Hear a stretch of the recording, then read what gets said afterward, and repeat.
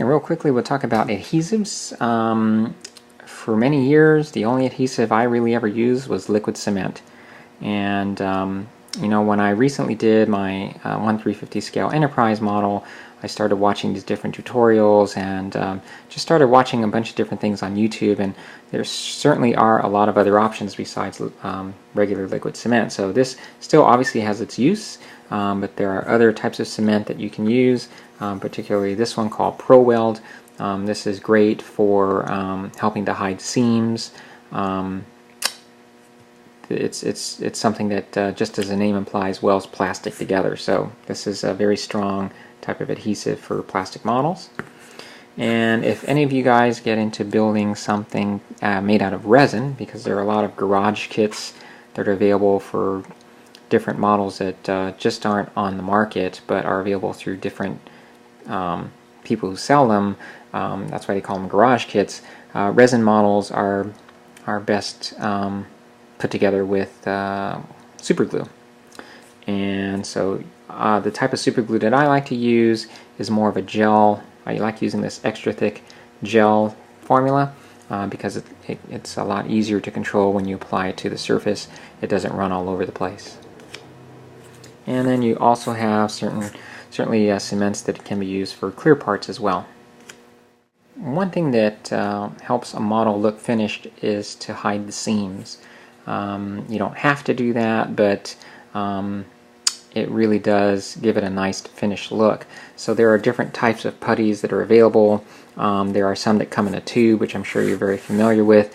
I no longer use those as often simply because they tend to come out rather thick and they're sometimes just difficult to work with. But you know, if you've got some big seams, heavy seams that you need to work with, a lot of times that will do the trick.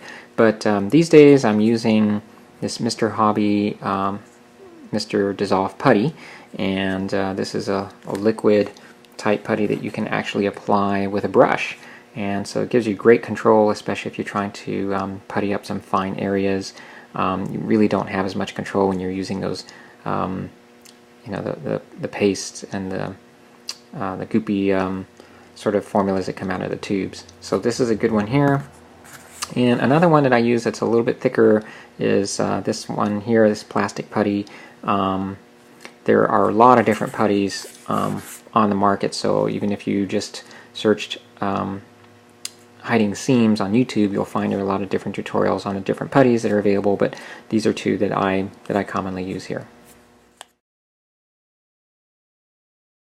Just talk quickly about washes, and there are a lot of different ways that you can apply a wash onto a model to dirty it up a little bit. This is one brand that is available at most hobby stores that come already mixed. They have a lot of different shades and colors that you can buy and use, but this is a really convenient way to get a wash that's already mixed. I mean, obviously you can buy pigments and things that you can mix into washes. There are a lot of different ways you can make washes. So, I never used to use washes a whole lot, but I really do like using them now, especially to give a model when you're trying to weather it or give it a worn look. Okay, I want to also take a second to talk about pastels. So pastels are very useful in weathering your models. There are washes and there are also pastels that you can use to help detail and weather the surface of whatever it is you're building. This is actually a cheap way to get a hold of something that you can use for weathering. I got this, for example, at Michael's, and this whole set only cost me like $7, and it comes in different shades of black and gray, and you can certainly use the shade that best suits what you're trying to get. And what you can do with pastels is just take some sandpaper and take a piece of the pastel and just rub it along the sandpaper. It'll create this fine powder, and then you use your brush to brush this onto the surface of the model. I'll be doing a little bit of a little tutorial about pastels in the near future, just to show you how those work. But I find it's a great way to add that type of weathering that's the result of, say, exhaust from an engine, or the type of weathering that you tend to get, or the streaking you tend to get on the surface of a ship when it's going through an atmosphere, or something that makes it look all dirtied up. It's a great way to help detail the model. So pastels are really a good way to do this. You can certainly buy pigments that are already ground up for you, but if you want to get by inexpensively, this is a great way to do it. And certainly pastels also obviously come in different colors if you want to use anything like this. I generally tend to stick with the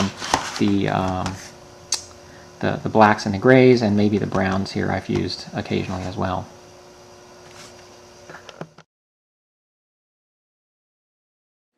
Okay, and then of course you're going to need sandpaper to work with your model and hide those seams and get some of the rough parts taken care of. And so there are obviously a lot of different sandpapers that you can buy. Now typically with model building you don't want to use anything that's too heavy. So a lot of hobby places, especially if you have to get finer and finer sandpapers, carry these types of different grits from 400 to 1,000 grit in this package, and this one goes up to 1,200. And obviously the higher number you have, the finer the sandpaper is. So when you're hiding seams and you want to get finer and finer and not have a bunch of scratches on the surface of your model, you're definitely going to need these different types of sandpapers that will give you a nice finished look.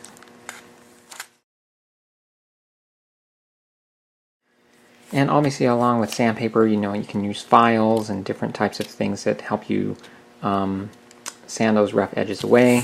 One tool on another note now that I found very helpful to have is these sort of clippers here that allow you to separate the main model pieces from the plastic trees they come with. Because if you just break them off, you can actually cause damage to the model piece itself, and then it's really tough to try to fix that. So this actually allows you to snip them right off the trees pretty cleanly, and then you can use your sanding tools to smooth out those rough edges. Okay, and two solutions that I found are very helpful when applying decals are these two here, and there are others that you can buy on the market as well. But these types of solutions help you set decals on the surface of your model. Essentially it helps to soften up the decal sometimes, especially if you are applying a decal on a surface with a lot of contour. Sometimes they won't rest quite right, and it's difficult to get a good hold onto the surface of that model. So these are great solutions to use to help you with detailing your ship or the model that you're building, and to help you apply those decals properly. Okay, and lastly I want to talk about being safe. So these are different masks that you can buy at Home Depot that shield you from any toxic elements that come from sanding or painting, and these are things that people don't often think about, but you really should protect yourself when you're working with materials that can be toxic. Because even though the paints are safe to use, obviously a lot of them have different things that if you're spraying in the air, you don't want to breathe that stuff in. So masks like these are helpful when you're sanding things, and then certainly if you're working with a really toxic spray or an enclosed space where you don't have a lot of ventilation, it's a good idea to have a mask like this to protect yourself when you're doing those types of things. And one side note is when you are working with resin, for example, when you sand resin, that stuff that comes off, the dust that comes off of that, can be very toxic. You don't want to breathe that stuff in. So definitely invest in some good masks that you can use to protect yourself, because it's a fun hobby, and you can do a lot of things with it, but you also want to make sure that you're keeping yourself safe too. And then certainly it doesn't hurt to have rubber gloves that you can use obviously when you're painting. It makes cleanup a lot easier as well. Okay, so hopefully this video gave you some useful advice on getting started. I just thought I would throw in my 2 cents here and give you some advice based on my experience with building models. Model building is a really good hobby, and for me personally it just allows me some time to spend on my own and get away from the things I typically do every day during a work day. I work a lot with people and I really do enjoy doing that, but sometimes it's great to just get away and quiet things down, and that's what model building helps me do. So again, hopefully I gave you some useful advice here. I know this is probably not the most exciting video, but just again thought I would throw in my 2 cents here, and I will see you in another video soon. Thanks for watching.